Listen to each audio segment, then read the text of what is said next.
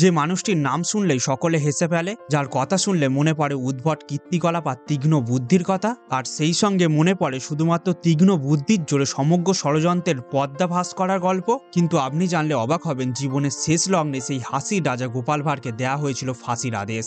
গোপাল ভাঁড়, যার আসল নাম গোপাল চন্দ্র প্রামাণিক, কৃষ্ণনগরের রাজা কৃষ্ণচন্দ্রের সভাসদ, যে বুদ্ধির খেলা দেখিয়ে জয় করে নিত সবার মন। সালটা 1757। বাংলা, বিহার ও উড়িষ্যার নবাব তখন সিরাজউদ্দৌলা।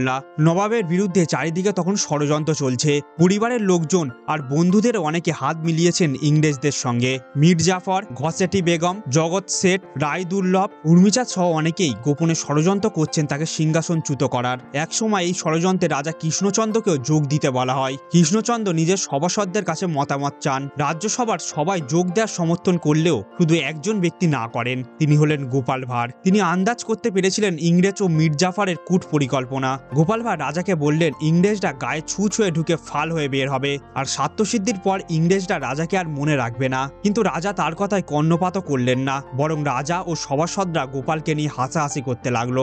মজা করতে করতে একসময় রাজা কৃষ্ণচন্দ্র গোপালকে বললেন, গোপাল যদি নবাবকে গিয়ে ভেঙচি কেটে আসতে পারে তবেই শুধু ইংরেজদের পক্ষ ছাড়বেন তিনি। গোপাল কিন্তু সিরিয়াস। ছুটলেন মুর্শিদাবাদে তো পৌঁছালেন, কিন্তু তাকে নবাবের প্রাসাদে ঢুকতে দেওয়ার অনুমতি দেওয়া হলো না। শেষে উপায় না পেয়ে গোপাল এক রক্ষীর হাতে দিলেন কামড়। তবেই না গোপালকে ধরে নিয়ে যাওয়া হলো নবাবের কাছে। বিচারের জন্য নবাবের কাছে পেশ করা হলো গোপালকে।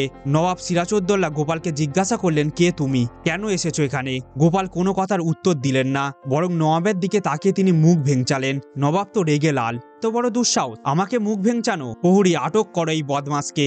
আটক করা হলো গোপালকে। এইসবের মধ্যেই গোপাল বুদ্ধি করে মীর জাফরকে বললেন, আমি এসেছিলাম তোমাদের সবার ষড়যন্ত্র নবাবের কাছে ফাঁস করে দিতে, কিন্তু আমি তা করব না, কারণ সব ফাঁস করে দিলে রাজা কৃষ্ণচন্দ্র বিপদে পড়ে যাবেন। নবাব তাকে সরিয়ে অন্য কাউকে ক্ষমতায় বসাবেন। আমি চাই না কৃষ্ণচন্দ্র ক্ষমতা হারাক, কারণ তিনি যে আমার অন্নদাতা, আমার রক্ষক। মীর জাফর গোপালের এমন কথা শুনে রীতিমতো ঘাবড়ে গেলেন।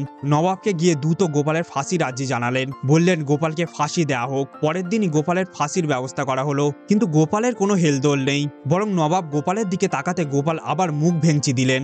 নবাব তো এই হেন পাগলকে নিয়ে তিনি কি করবেন ভেবে পেলেন না। পাগল লোককে কি ফাঁসি দেওয়া ঠিক হবে? সে তো ভেঙচি কেটেই চলছে।